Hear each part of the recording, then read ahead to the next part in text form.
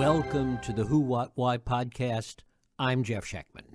Oftentimes in Silicon Valley, we hear that failure is part of the landscape, that to succeed big, you need to go boldly, and often failure comes first.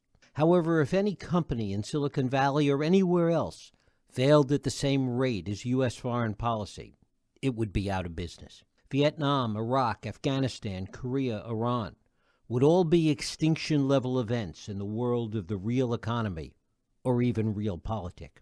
And yet here we are once again. The siren call of American exceptionalism, the neocon fantasy of nation-building, and the desire to spread a form of democracy we can't seem to even maintain at home are all part of the failure of America's foreign policy. Set this against the backdrop of growing economic inequality, climate change, high-speed, technology-driven misinformation, tribalism on steroids, and you have a recipe for apocalypse. This is the story that my guest Andrew Bacevich tells in his new work, After the Apocalypse. Andrew Bacevich is the author of the previous books, The Limits of Power, Washington Rules, and the Age of Illusions. His writings have appeared in the New York Times, the London Review of Books, and many other publications. He served in the Army for 23 years and is currently Professor Emeritus of History and International Relations at Boston University. He's the founder of the Quincy Institute for Responsible Statecraft, and it is my pleasure to welcome Andrew Bacevich to talk about his latest work, After the Apocalypse, America's Role in a World Transformed. Andrew, thanks so much for joining us. Oh, it's good. It's my pleasure. One of the things that's remarkable to think about is how wrong we have gotten foreign policy for so long, and then to try and think about if we got it wrong in simpler times, how are we ever going to get anything right in a more complex world that we live in today? Talk about that. Well, I honestly don't know if the world is more complex today. The past always looks a little bit simpler when we're viewing it in the rear view mirror. But if you and I were speaking in the mid to late 1930s, if we were speaking in the early to mid 1960s, I don't think things looked simpler. But it does seem that something fundamental has changed, and I think I would cite two things. The first and the most important, I think, has to do with the idea of American exceptionalism. This notion that as a people, as a nation, we are called upon to transform humankind, to bring history to its intended collection. I think that basic idea existed all the way back to at the time of the founding of our republic, and is embedded in documents like the Declaration of Independence. But for at least a considerable period of time, we were going to transform others through our example. We would model the true meaning of freedom. And ever since the end of the Cold War, modeling is not good enough. We're going to bring history, force history to its intended conclusion, and I think that that in spades describes the essence of U.S. policy in the 2 decades since 9/11. The other piece, though, is that there was a time, probably a time running from roughly the 1880s to the 1970s, maybe the 1980s, when economically we were dominant, and economic dominance provide the wherewithal to provide impetus to our ambitions. Nowhere more famously than in World War II, I think. And economically, we're not dominant anymore. We are not an insignificant power, but the status that we enjoyed relative to the rest of the world, let's say in the 1950s, no longer describes where we are today. So I think those are the two big things: economic power and ideological ambition. You talk about it after the Cold War. Was there an inflection point when things changed to the kind of attitude that you're talking about that we have maintained? Yes, didn't change instantaneously. It was an incremental process. I think a major post-war event in that regard was the first Iraq War of 1992, when President George Herbert Walker Bush mobilized forces for the first big post-Vietnam War. A lot of trepidation going into Operation Desert Storm, concerns that it would be a long war, costly war. Turned out to be very brief. Turned out that the U.S. casualties were far lighter than most people expected. And I think that helped to create a sense that we had achieved something like military supremacy. Remember, we vastly overstated the capability of the Iraqi army. We certainly overstated the generalship of Saddam Hussein. But at the time, it seemed like we had accomplished something militarily that no nation in history had ever accomplished. I think that very much influenced U.S. thinking going forward about the utility of force. And then, of course, the other thing was 9/11, which didn't for a millisecond cause the George W. Bush administration to ask any deep questions, but armed by our confidence in our military power, we plunged into this thing called the global war on terrorism, targeting the so-called axis of evil, and that, I think, really more than anything else brought us to where we are today. How much of the need for this came out of the failure of Vietnam, for example, and the fact that there was always this sense that we had to recover from that or make up for that? Yeah, it's very hard to measure, but I do think there's something to that. Vietnam, even today, kind of sticks in our craw. A enormous defeat, debacle. The costs are staggering. The number of people killed, not just Americans, but Vietnamese. And so I do think that in ways that are difficult to measure, ever since then we've wanted to sort of wipe the slate clean of that failure. Operation Desert Storm was perceived as doing that to some degree.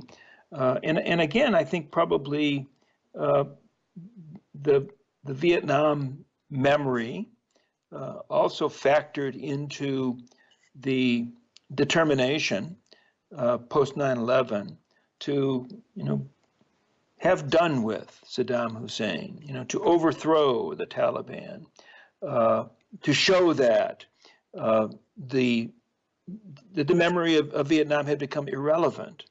But of course, Iraq, Afghanistan both turned out to be, each in its own way, a debacle. And so when we have the horrible, disturbing images of the withdrawal from Kabul, the media instantly jumps to, pictures of helicopters in and around the U.S. embassy to provide kind of an oversimplified, I think, comparison of Vietnam in the present moment. And to what extent do these failures draw us to think about what the role of America needs to be in the world, and how much does it, on the other hand, freeze in place the worst of our instincts? I think it's the latter. There's this term. I think Ben Rhodes devised it. Ben Rhodes, the Deputy National Security Advisor to President Obama, this term to describe the foreign policy establishment. He called it the blob. But the blob is bipartisan. The blob is both civilian and military, and the blob is committed to maintaining American global primacy. The blob is not given to learning. The blob is not given to examining Iraq and Afghanistan over the past 20 years and say, aha, what does that mean? And even in the present moment, the blob, not the present moment in a sense today, where we're fixated on Afghanistan, but slightly more generally, the blob's focus is on the People's Republic of China.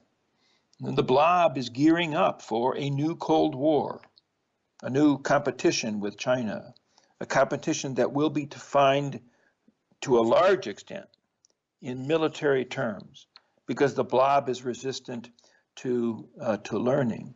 So, the mission of the Quincy Institute that you kindly mentioned is to try to bring about change in our thinking about foreign policy, to emphasize restraint, not withdrawal, not isolationism, but greater caution with regard to the use of military power, and perhaps greater creativity and imagination in engaging with the rest of the world in non-military ways.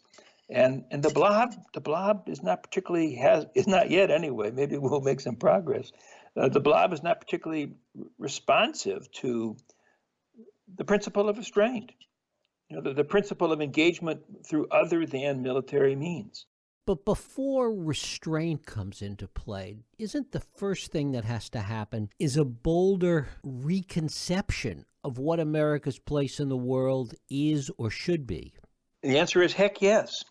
That's a great question. And it's not simply America's role in the world, but we have a different appreciation of the world. In broadly speaking, in the 20th century, the 20th century was defined by great power competition between great powers.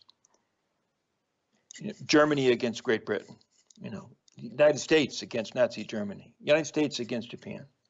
And it was also defined by the efforts of the imperial powers to maintain their empires. Again, very oversimplified, that's what the 20th century was about. 21st century, the empires are gone. Great power competition certainly was diminished by the end of the Cold War. But what we have is now a new security agenda. You're in California. Californians in particular, I sense, are aware of that new agenda, because Californians are wrestling on a daily basis with the climate crisis. The climate crisis is an example, not the only one, an example of the fact that the threats to our well-being as Americans are here at home. They're not way out there. In the 20th century, we came to assume that we had to worry about out there. We had to worry about Europe. We had to worry about East Asia. Since 1980, we had to worry about the Persian Gulf, that somehow the American way of life depended upon events out there. In response to that notion, we therefore developed a huge military force, which is designed to address events out there. The United States Army does not exist to defend California. The United States Army exists to go fight in the Persian Gulf or go fight in East Asia. Say the same thing about the Navy, same thing about the Air Force. And indeed, the capabilities are quite remarkable. The fact that we're able to deploy U.S. Army forces and Marines to Kabul as quickly as we did in order to try to secure the airport is astonishing. Nobody else can do that. But nonetheless, and I argue this, it's the threats where we live that demand attention. Climate is an example. COVID certainly is an example. The larger deterioration of the environment is an example. Our inability to control our borders is an example. So this is not, some would say, aha, he must be an isolationist. He wants to turn his back on the world. On the contrary. And certainly the Quincy Institute argues vociferously about the imperative of engaging. But we need to engage primarily with those issues that do, in fact, pose a danger to the well-being of the American people. That's where we start. Doesn't mean we ignore China, but it means we need to pay attention to those things that actually pose a threat to the American people where they live. And those threats are growing on on a daily basis. One of the things that has emerged historically, though, is our ability to only want to see the world, it seems, in a very binary way. Whether it was the Soviets, whether it was the war on terror, whether it's China now, that unless there's an enemy out there, a boogeyman out there, or a binary way to see the world, we seem to be incapable of the greater complexity that you're talking about. So again, I think you're exactly right. And I guess I would speculate that this tendency to take this binary view derives from a deep-seated conviction that we're number one and we have to be number one. And so we're constantly alert for the problem of number two. And right now, the problem of number two has become the People's Republic of China. And so the blob, fixates on China. Well, the blob ought to be paying attention to China because China has become a superpower.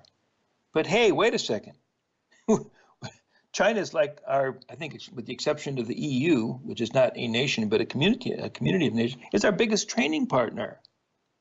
The consumer goods, which sadly, in my view, do so much to define what we understand to be the meaning of freedom. The consumer goods come from China. China holds I think it's over $1 trillion in our debt. Our relationship with China is one of codependence. Our relationship with China has to include the fact that China and the United States are the two biggest polluters on the planet. So this whole notion of a new era of great power competition, which will pit the United States against China, or what remains of the West against some vision of the East, is a vast oversimplification that again detracts attention from the issues that are really important. Talk a little bit about the cultural hegemony, the kind of special relationship that the U.S. sees that it has with other Western nations, and how that feeds into some of the worst instincts that we put forth. Well, I'm as big a fan of Downton Abbey as probably anybody who listens to your program. But I do think it's time for us to, as a people, as a nation, I think, first of all, we need to get over the fact that this claim that we're part of something called the West. Now, the notion that something called the West existed was useful, I think, in organizing an alliance to oppose Nazi Germany. It was useful in organizing a collective response to the perceived threat of the Soviet Union. But I think it served no purpose whatsoever any longer. And quite frankly, even if there is something called the West, however we defined, we're not part of it. I mean, we are a cosmopolitan nation. My grandfather and my grandmother, my father's side, came from Lithuania, which I guess is part of the West in some definition. But millions of our fellow citizens don't look to Lithuania or Europe as somehow the point of origin of our nation. And it's not only, I think, kind of a silly notion, but it then interferes with coming to a realistic appreciation of what posture we should take in the world. That we're supposed to be aligned with the United Kingdom. Why? Well, because we were aligned with the United Kingdom in World War II, and Franklin Roosevelt and Winston Churchill, sang "Onward, Christian Soldiers" as we, prepared to go fight against the Nazis.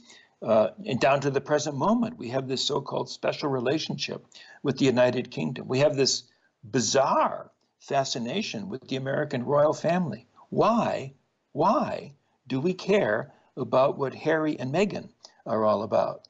So I think it's time for us to sort of outgrow these sentimental attachments, which derive from the 20th century, and which no longer have any value I mean, I argue in the book, if we're going to have any special relationships, the special relationships we need to have are with Canada and Mexico. Why? Because they are our nearest neighbors, because our well-being is attached in an intimate way to the well-being of Canada and Mexico. They matter far more to our well-being than the United Kingdom, than Israel, another special relationship. And yet, at least from my vantage point, we sort of take Canada and Mexico for granted. We don't ignore them, but it doesn't seem to me that they are a priority. If you look at the amount of money that we spent trying to transform Afghanistan into some version of a liberal democracy, the amount of money we spent trying to do the same in Iraq, I think the estimated totals are somewhere in the vicinity of $6 to $7 trillion. Well, if we'd invested that money in trying to help Mexico make its transition into modernity and strengthening Mexican institutions, I think we'd be a lot better off than we are for the money that we wasted in Afghanistan and Iraq. So much of this goes back to, and you alluded to this before in terms of founding documents, it has to do with the foundational mythology of the country itself. It does.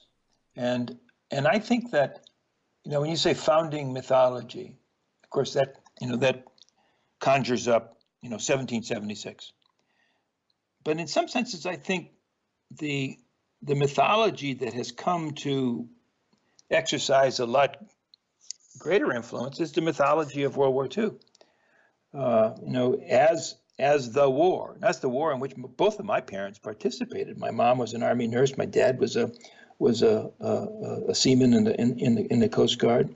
Certainly, the war was the event that marked their lives and shaped their perspective on America's purpose and America's role in the world.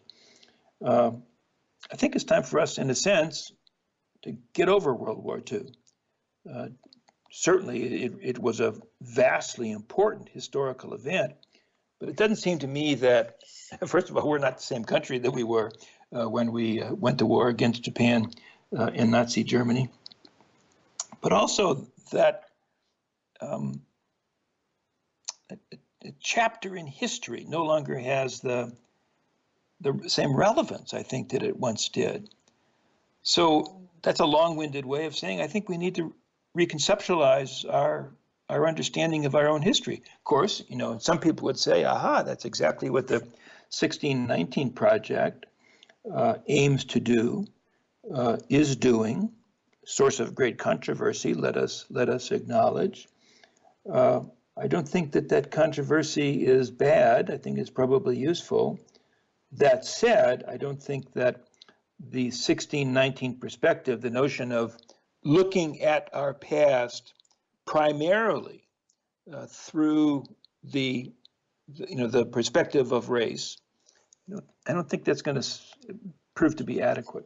One of the things that looking at these aspects of the past, you talk about World War II, is that they provide simplicity. They provide, again, that kind of binary view of the world that seems to be what people want to latch on to. Yeah, and if you choose not to take the sanitized interpretation of World War II, turns out to be a heck of a lot more complicated. I mean, the simplest example of that is, we choose to see World War II as really the ultimate war for freedom and democracy. Well, guess what? Our most important ally in that war was not the United Kingdom. It was not Great Britain. It was the Soviet Union, ruled by Joseph Stalin, a dictator, someone who himself committed genocide. Were it not for the Red Army, it's plausible to argue that we would never have emerged on the winning side of World War II. But we have to, if you fold Joseph Stalin into the narrative, then morally, it has to look different. If we remind ourselves of the reliance on strategic bombing, both against Germany and, of course, against Japan, culminating in the use of nuclear weapons, if we remind ourselves that we were, in fact, targeting civilians, non-combatants, and killed them by hundreds of thousands, then suddenly the moral picture becomes more ambiguous. Now, I didn't just reveal some hidden truth by making reference to strategic bombing and Joseph Stalin. Those are things we know, but we tend to want to put them on the margins of our understanding of this event. One of the things I think that the greater consciousness with regard to race in the last couple or few years reminds us that of how race figured in the American conduct of World War II. It was a Jim Crow army. We sent black GIs to fight for freedom when they were denied basic freedoms here at home.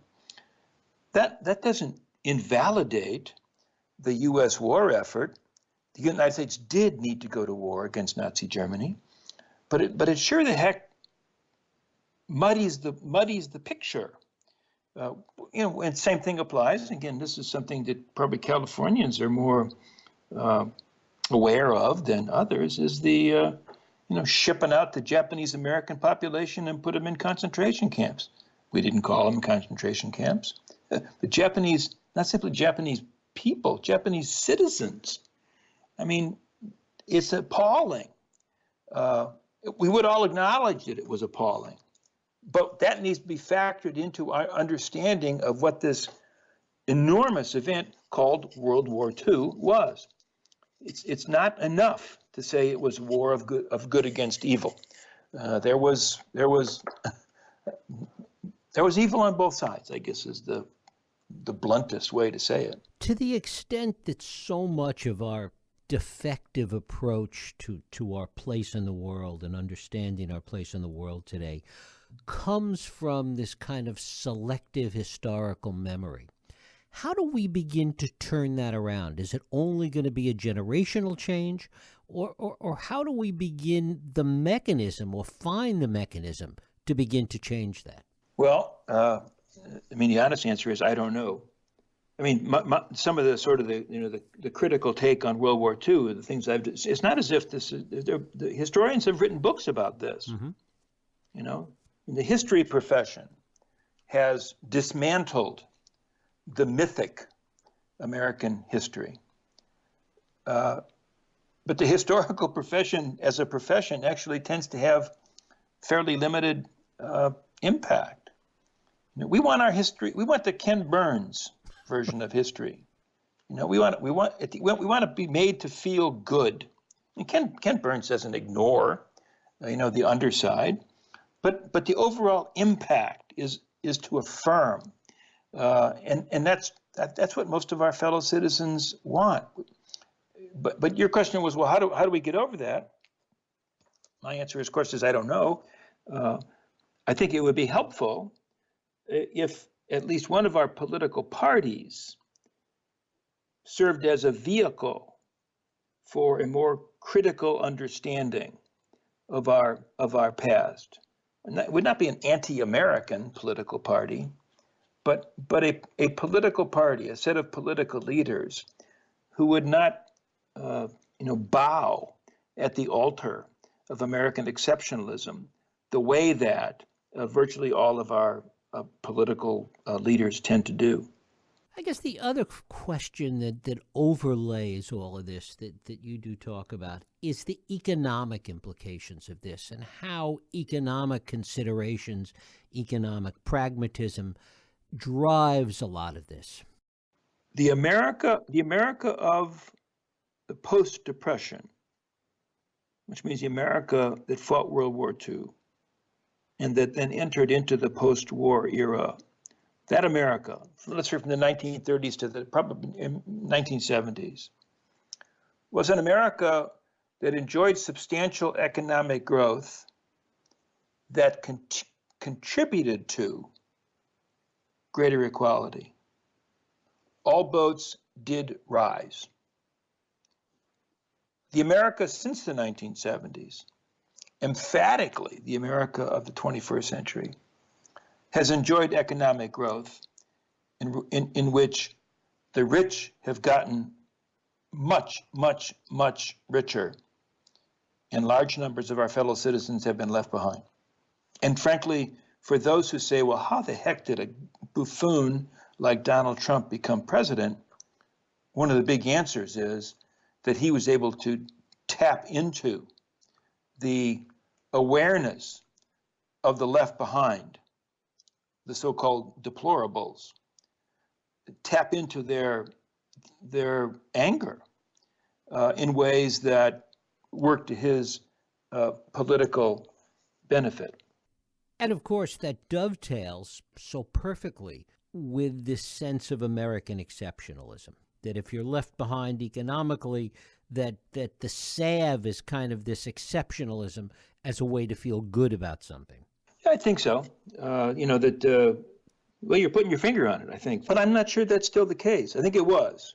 I may be poor and struggling today, but I know that here in America, that everybody has a chance to move up the economic ladder.